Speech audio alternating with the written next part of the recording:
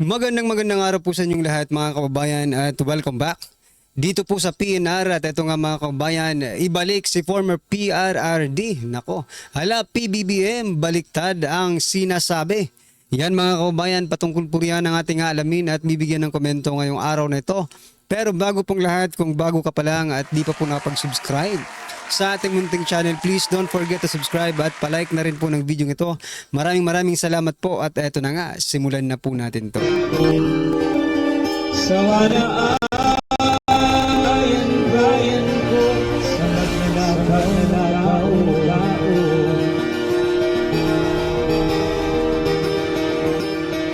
So yan mga kababayan, bago po natin muling i-play ang video ito, pasadahan po muna natin yung mga nagtitrending na mga balita dito po sa mundo ng social media. At unahin na nga po natin ito mga kababayan, President Bongbong Marcos Jr., no tolerance for disrespect of Philippine sovereignty.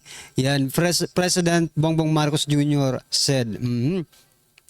Pero ito nga po, no, gaya nga po nung nakalagay po sa thumbnail natin, no, PBBM baliktad ang sinasabi. Kasi kung ito talaga ang prinsipyo nila,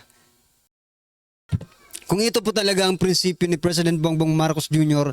na no tolerance for disrespect of Philippine sovereignty, ano po yung nakita natin? Na paghuli kay or pag-aresto kay former President Duterte na binaypass. Instead dadalhin po sa ating sariling hukom, di ba? Sa ating justice. Ay bakit dinala po sa ibang bansa? Hindi ba ito pagyurak sa ating kalayaan, mga kaubayan, no? Sovereignty din naman natin 'yan di ba? Pag-aari din naman natin 'yan. Bakit ganon, mga kaubayan, no? Iba po ang sinasabi at iba rin naman po ang ginagawa. Marami nga pong nag-comment dito. Sabi, bakit daw si former president, di ba? Sovereignty is defined as surrendering the former president to ICC. Yan, nagtatanong po. Yan ba ang sovereignty? Yan ba ang definition ng sovereignty, mga kababayan? Para kay former president, para kay President Bongbong Marcos Jr. to surrender the former president to the ICC. Even if the state judiciary is functioning. Tama. Kahit meron tayong sariling justice system na nagwo-work naman, bakit kailangan dalhin doon, mga kababayan? Without even, no?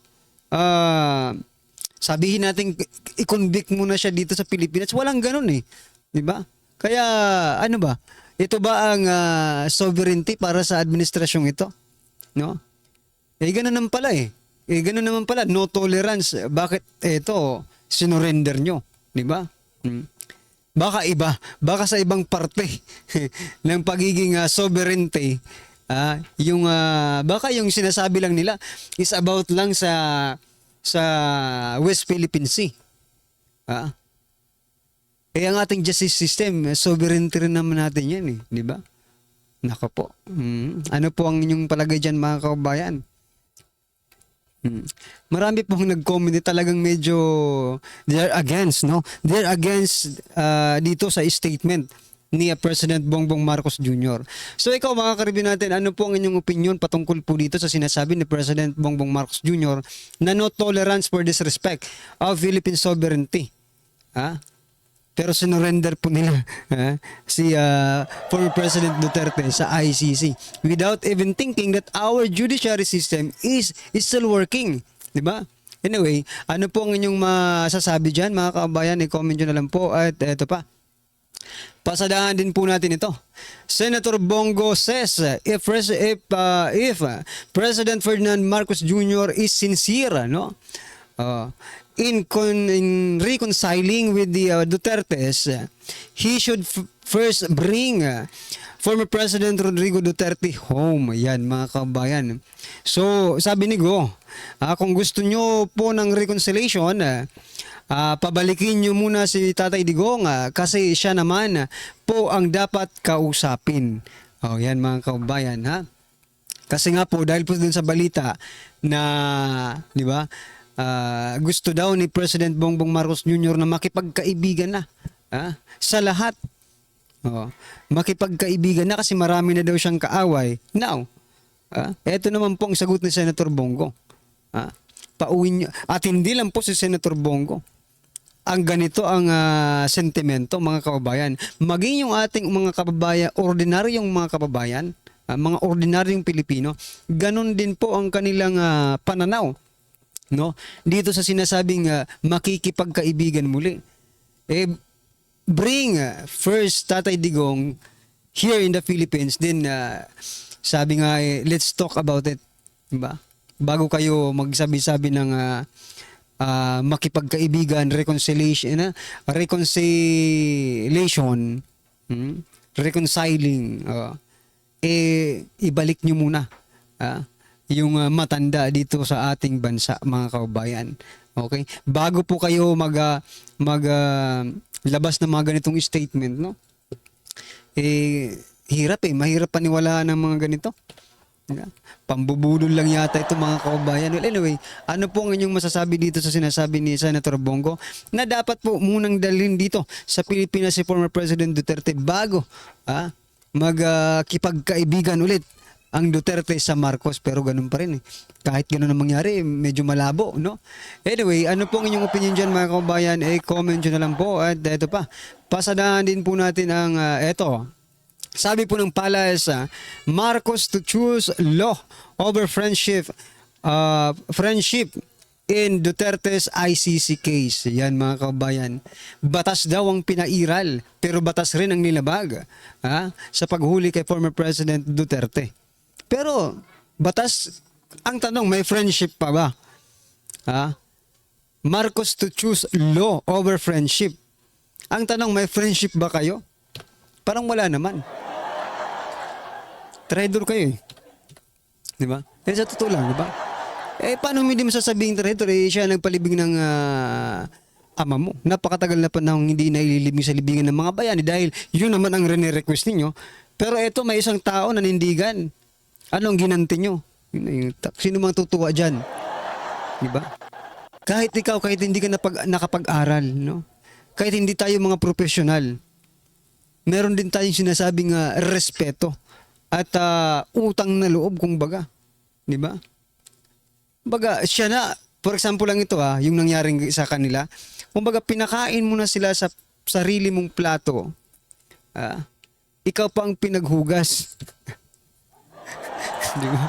Anyway, ano pong inyong masasabi dito, mga kababayan? Palace said, malamang si ano naman to, si Jose Castro naman nito, mga kababayan. Palace Marcos to choose law over friendship in Duterte's ICC case. Sana all law. Sana all sumusunod sa batas. Ihalata naman doon nga sa hearing po, no, sa Senate about po dito sa pag-aresto kay former President Duterte, kitang-kita naman po na nagsisinungaling sila and they do not follow the law. Sila mismo kung nahuhuli sila sa sarili lang mga bibig. Hindi naman yan iimbestigahan ng Senado, mga kababayan, kung ginawa nila, di ba? Nang naaayon sa batas yung kanilang pag-aresto. O yan, mga kababayan, ano po ang inyong opinion dyan? I-comment nyo na lang po. At eto pa, pasadahan din po natin si Castro. Ako, si Castro talaga, mga kababayan, no?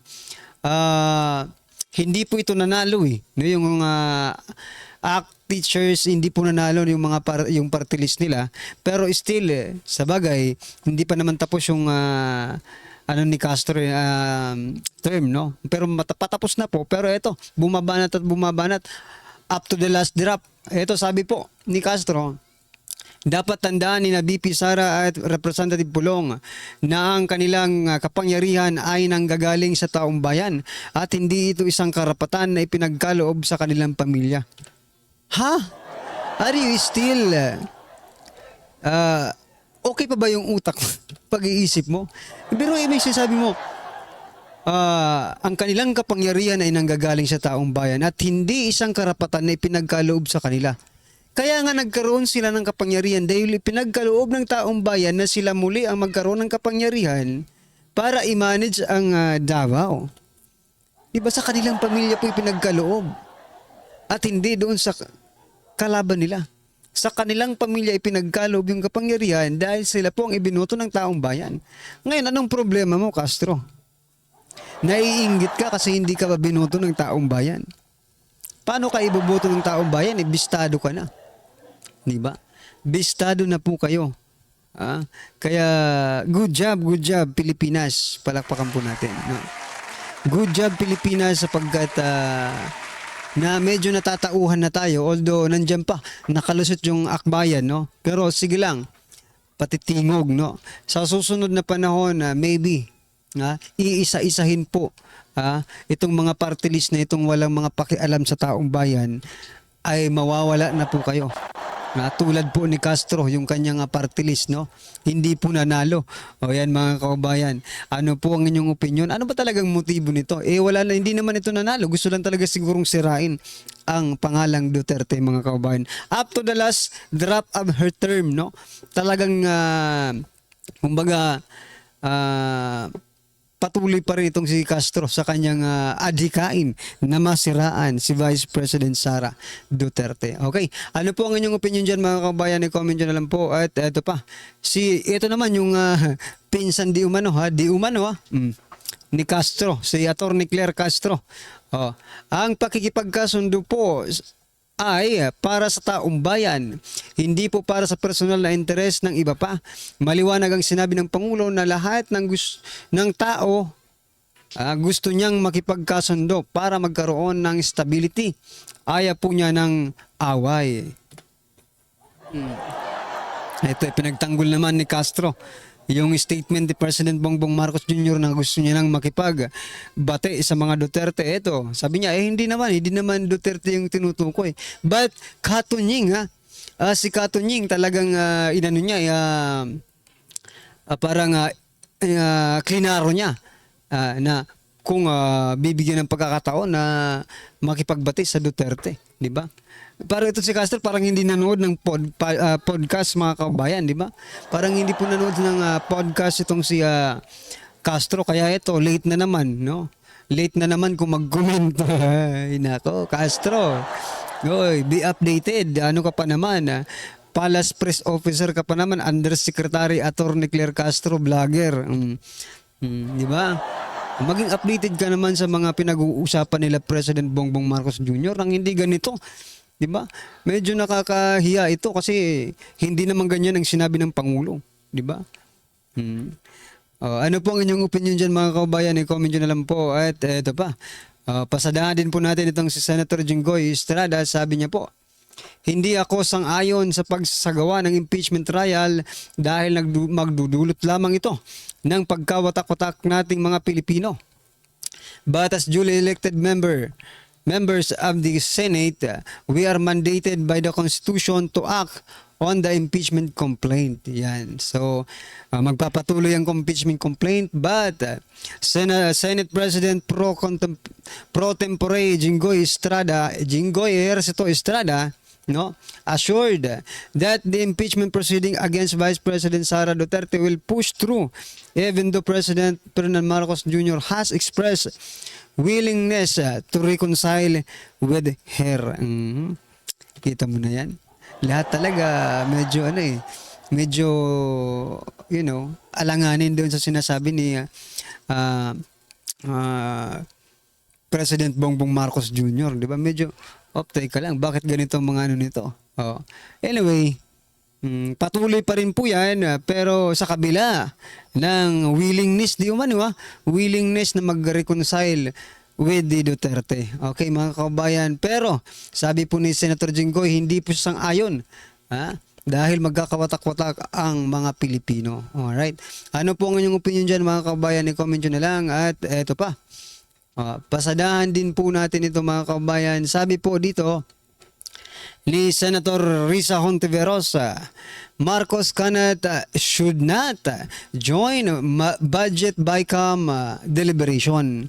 Siyempre, trabaho po yan ng mga legislative branch, no? Hindi naman yan executive. Pero sabi naman po ni Lacson, observer lang naman daw ang magiging part ni ni President Bongbong Marcos Jr. Paano kung mag-observe si President Bongbong Marcos Jr. tapos mayroon siyang hindi nagustuhan, pinapalitan niya, malit ang budget, lakihan yan, no? Parang ganun, example lang, lakihan yan. Di parang nakikialam na rin siya doon, di ba? It's better not, di ba? Kasi pupunta rin naman yan sa kanya. Pag pipirma na siya, kailangan niyang reviewin lahat ng nandyan sa GAA 2026. No? Grabe, no? Magpag-uusapan na naman po natin ang mga budget. No? 2025, ano ba? Kumusta na yung mga project ninyo? Meron ba sa 2025? Kasi pinag-uusapan na naman po natin ang budget, 'di ba, ng 2026. 2025 pa lang tayo. Pero normal naman daw ito, mga kababayan, na nangyayari na pinag-uusapan agad ang budget kasi mahaba-habang proseso 'yan, no? Pero ang tanong, yung how about the 2025 na GAA, no? Na BICAM report na maanomalya. So, ganon-ganon na lang 'yon, 'di ba? Di ba pinag-uusapan pa 'yan sa isinare nga natin yun dito para nga may extend na naman po yung schedule, no, ng oral argument about the GAA 2025, mga kababayan. So yan, abang-abangan lang po natin yan, at kung ano man ang mangyari dyan, sana po ay pumabor ang lahat sa taong bayan, no? Hindi po pumabor ang lahat para sa iilang mga pulpolitiko. Alright? Ano po ang inyong opinion dyan, mga kabayan? Ito, last po natin pag-uusapan bago po natin i-play yung video. Ito po, pag-usapan po natin ang 2028 election. Sabi po dito ni Attorney Mark Tolentino, possible 2028 candidates for President and Vice President. Okay ba ito sila? Ito po, 2028 election for President. Si Tulfo, at si Kiko Pangilinan for President. Biruin mo. Pwede si Kiko. Biruin mo, hindi nga sumayad sa mga survey pero nag-top 5, di ba? Sa Vice President, baka hindi ito pumayag na Vice President lang siya. Sa Vice President, si Speaker Martin Romualdez, at ang kalaban niya naman po ay si Bam Aquino. Baka magpalit ito. Si Speaker ang maging presidente at si Tulfo naman po ang maging Vice President, kasi di ba, baka hindi ito pumayag si Speaker Martin. Ano sa palagay nyo? Pwede ba sabi dito ni Attorney Mark Tolentino, okay ba ito sila? Okay para sa akin Okay na okay yan. Bagsak natin sa inodorong mga yan, di ba? Wala rin naman tayong mapapala dyan. Baka matulad lang sa loto. At mukbangin lang tayo ni Kiko. Di ba? Baka mukbangin lang tayo ni Kiko. Manalo na yan. Nako po, wag naman sana. Ito, mga kababayan, pakinggan po natin to at bigyan natin ng reaksyon. Pasok, Sir Badong Aratiles. Ito na po. Okay. Dahil dyan, sa kahihiyan ni Karim Khan na idinudulot nito sa ICC, napilitan na po sila na pababain na sa pwesto. Malamang hindi po kusa to. Napilitan na yung pababain sa pwesto. Ngayon, ano po epekto niyan? Sa tingin natin, no? Malaki po epekto niyan sa kaso ni Tatay Digong. Hindi naman po automatic. Narito ang Balitang Pinoy TV. Magandang araw sa ating lahat, mga kababayan, saan man panig kayo ng daigdig naron. Dito na naman tayo sa another episode ng ating vlogs. Usapan natin ngayon, ito po, no?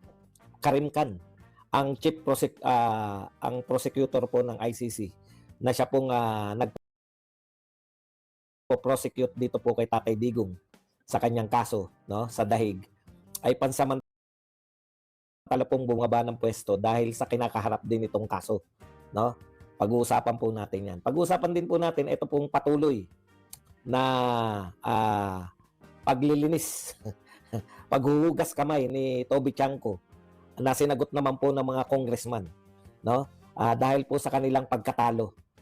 Ito po talaga palpak yung kanilang political strategy. Kung hindi pa rin po kayo naniniwala na palpak talaga tong admin na to, ganun po, no? Siyempre, ang dami po. Meron po ako nabasa na nahihiwagaan po ako. Bakit daw po ba ako tuwan-tuwa? Tuwan-tuwa raw po ako sa resulta ng eleksyon. Samantalang nanalo sila Tito Soto, Lacson, iba pa. Ano, bakit po ako natutuwa. Hindi ko po alam kung bakit po hindi ako dapat matuwa, nanalo po tayo. Yan po mga pag-uusapan natin, pero bago yan, kung bago ka pa lang dito sa ating channel, So yan mga kabayan, hindi man po nanalo lahat ng kandidato ng PDP Laban, but still, masaya po tayo dahil nakapasok si Senator Bongo, si Senator Bongo, Senator Bato, at syempre, yung ating number 1 na senator sa ating mga puso, si Senator Rodante Marcoleta. Parapakan po natin. So yan mga kabayan, bigyan lang po natin ng konting reaksyon, no? Yung si Prosecutor Khan, no? Ikaw na mismo magpo-prosecute sa dating presidente namin. Kumakaharap ka sa isang kaso na linalabanan mismo ng aming presidente. Di ba? Yung kaso ni Khan, yan po ay isa po sa linalabanan ni former President Duterte. Di ba mga kababayan? Ano po ang inyong opinion dyan? Dapat lang talaga. Di ba? Dapat lang na matanggal siya at palitan para naman maging kapani-paniwala yung kanilang gagawin dyan. Yung iba nga sinasabi parang scripted na yata ito. Di ba? Yung nangyayari sa SCC parang scripted na yata ito. But anyway, ano po ang inyong reaction mga kaubayan patungkol po sa video ito? I-comment nyo na lang po sa baba para at least alam po ng ating mga kaubayan ang inyong opinion. Maraming salamat po. Please don't forget to like the video. Maraming salamat po. Sawayaan bayan ko sa magnanakaw na